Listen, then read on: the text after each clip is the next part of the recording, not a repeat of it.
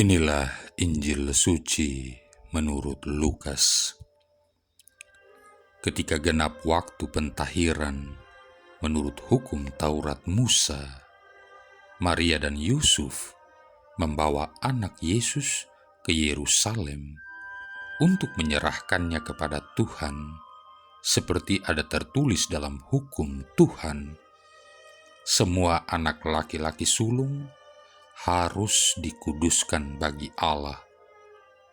Setelah menyelesaikan semua yang harus dilakukan menurut hukum Tuhan, kembalilah Maria dan Yusuf serta anak Yesus ke kota kediamannya, yaitu Nazaret di Galilea. Anak itu bertambah besar dan menjadi kuat, penuh hikmat dan kasih karunia Allah ada padanya. Demikianlah sabda Tuhan. Saudara-saudari yang terkasih, kita sekalian tentu masih ingat pada sebuah sinetron yang pernah ditayangkan di salah satu stasiun televisi swasta, yakni sinetron Keluarga Cemara, yang syair lagunya berbunyi demikian: harta yang paling berharga adalah keluarga. Istana yang paling indah adalah keluarga. Puisi yang paling bermakna adalah keluarga. Mutiara tiada tara adalah keluarga. Itulah keluarga. Keluarga mengawali dan mengukir sejarah hidup manusia sebagai jawabannya atas undangan raksasa dari Tuhan, beranak cuculah dan bertambah banyak, penuhilah bumi dan taklukkanlah itu.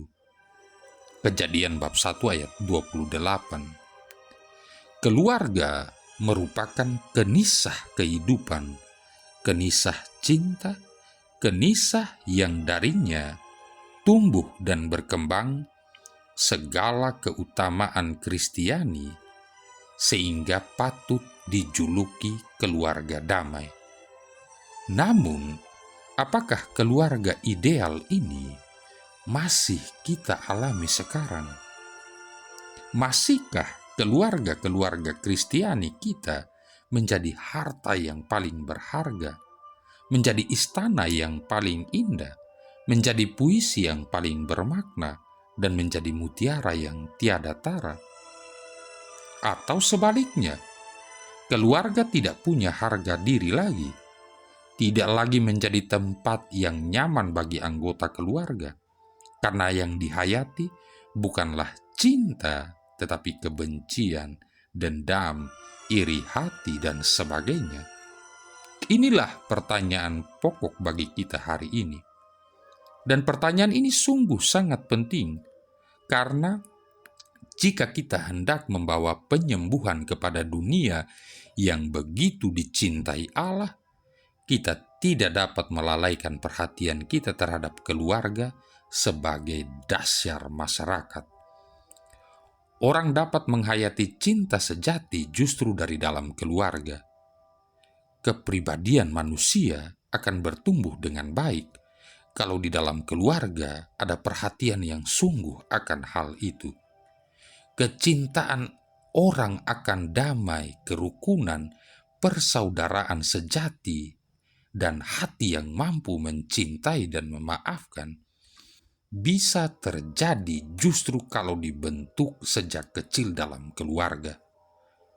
Perubahan zaman yang terus saja terjadi dengan segala akibat dan konsekuensinya hanya akan mampu dihadapi kalau sejak di dalam keluarga telah ada pendidikan nilai. Peletak dasar kebaikan bagi anak-anak untuk tidak menjadi korban peredaran zaman adalah keluarga. Itulah tugas keluarga, sebuah tugas yang maha berat untuk zaman ini. Saudara-saudari yang terkasih, kita masih dalam suasana merayakan pesta Natal, pesta kelahiran Yesus Kristus, Tuhan dan Juru Selamat dunia. Kalau Natal adalah saat di mana Allah Putra menjadi manusia lewat kelahirannya melalui Maria dan Yosef, maka sesungguhnya keluarga merupakan pihak pertama yang menyaksikan penjelmaan Allah. Karena itu, Natal sesungguhnya adalah sebuah pesta keluarga, sebab Tuhan berkenan datang serta hidup dalam sebuah keluarga. Dan terdapat paling kurang 5 teladan Natal yang dapat kita petik bagi keluarga kita masing-masing. Yang pertama, sukacita. Natal adalah hari raya penuh makna yang memikat, sebab pada hari itu dirayakan kelahiran seorang bayi. Sosok bayi selalu bermakna dan memikat, apalagi bayi yang 8 hari kemudian diberi nama Yesus ini. Mereka menjadikan segala-galanya baik. Markus bab 7 ayat 37. Menjadi anak di hadapan Allah adalah syarat untuk masuk ke dalam kerajaan surga. Untuk itu setiap orang yang hidup dalam keluarga patut merendahkan diri dan menjadi anak kecil. Lebih lagi seperti yang dialami oleh Nikodemus, maka setiap orang, setiap keluarga harus dilahirkan kembali, Yohanes bab 3 ayat 7, dan dilahirkan dari Allah, Yohanes bab 1 ayat 13, supaya menjadi anak Allah, Yohanes bab 1 ayat 12. Rahasia Natal terjadi dalam keluarga kalau rupa Kristus menjadi nyata, Galatia bab 4 ayat 19, di dalam setiap keluarga yang bergelar Kristiani. Yang kedua, sederhana. Dalam kisah Natal dinyatakan karena Yosef dan Maria tidak menemukan tempat menginap, mereka membenahi sebuah tempat hina, yakni sebuah kandang. Di tempat yang begitu sederhanalah Maria melahirkan dan meletakkan Yesus di palungan, tepatnya di Betlehem, Efrata, Yudea, kampung halaman Daud, leluhur Yosef. Tampak juga dalam kandang Natal, Yesus kecil terbaring di antara orang-orang sederhana dan lemah. Ia mau menjadi lemah dan ada bersama kita manusia. Ia hadir untuk keluarga-keluarga yang jelas-jelas lemah. Inilah hadiah Natal Tuhan bagi kita. Ia datang dalam kesederhanaan.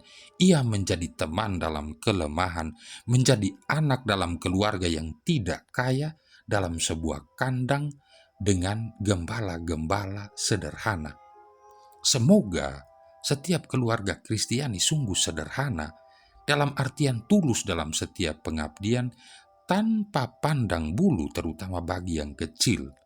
Semoga pula kehadiran setiap keluarga Kristiani di tengah dunia sungguh menopang kehidupan sesamanya yang lemah. Yang ketiga, setia. Rupanya hal ini patut mendapat perhatian, karena ternyata banyak keluarga Kristiani yang tidak setia lagi, bahkan di dalam perkawinannya. Menurut Injil Lukas, Maria mengetahui bahwa ia telah mengandung dari Roh Kudus tanpa persetubuhan. Akan tetapi setelah itu dengan setia, mereka meninggalkan rumah di Nazaret untuk berjalan ke rumah leluhur Yosef di Betlehem untuk mendaftarkan diri dalam sensus yang diperintahkan oleh Kaisar Agustus. Yosef pun setia, walau tidak tahu apa rencana Tuhan bagi keluarganya, namun dia tetap setia menemani Maria, bahkan sampai pergi jauh ke Mesir. Adakah kesetiaan ini dapat dihidupi dalam kesetiaan perkawinan dan juga dalam setiap tugas dan tanggung jawab kita menurut panggilan hidup kita masing-masing? Yang keempat, sabar. Kedatangan 3 orang bijak dari timur, yang diduga berasal dari sekitar Arab atau Persia untuk melihat Yesus yang baru dilahirkan, menampakkan sikap sabar. Ketiga orang bijak ini, Gaspar, Baltasar, dan Melkior, dengan sabar mengikuti bintang dari timur tengah sampai ke Betlehem. Kesabaran ini juga kiranya menjadi jiwa bagi setiap keluarga Kristiani untuk setiap hal yang membutuhkan kesabaran. Yang kelima, saling memberi. 3 orang bijak memberikan emas, mur, dan kemenyan kepada bayi Yesus. Malaikat memberi kabar gembira kepada kepada dunia pada malam ketika Yesus dilahirkan, dan bala tentara surga memuji Allah dan berkata, damai sejahtera di bumi di antara manusia yang berkenan kepadanya. Lukas bab 2 ayat 14. Para gembala memberikan kesiapsediaan untuk bergegas pergi ke kandang Yesus. Para nabi dari Yesaya sampai Yohanes Pembaptis memberikan kesaksian dan nubuatnya tentang kedatangan Tuhan. Bertobat dan siapkan jalan baginya. Yosef memberikan perasaannya karena tunangannya hamil sebelum dinikahi. Maria memberikan rahimnya buat Yesus. Dan terakhir serta tak terlupakan, ternyata Allah Bapa sendiri memberikan putra tunggalnya kepada kita semua. Bagaimana jadinya keluarga Kristiani jika setiap orang egois, ingat diri, dan tidak lagi saling memberi?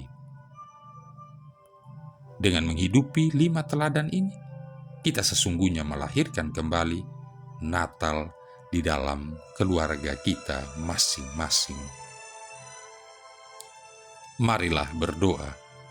Allah Bapa kami yang Maha Kuasa, Engkau telah mengusir kegelapan dunia dengan kedatangan cahaya-Mu. Kami mohon pandanglah kiranya kami dengan wajah berseri, agar kami dapat memuji keagungan kelahiran Putra-Mu yang tunggal dengan sikap hidup yang pantas. Sebab Dialah Tuhan pengantara kami yang hidup dan berkuasa bersama Dikau dan Roh Kudus, satu Allah sepanjang segala masa. Tuhan memberkati kita sekalian, Bapa, Putra, dan Roh Kudus.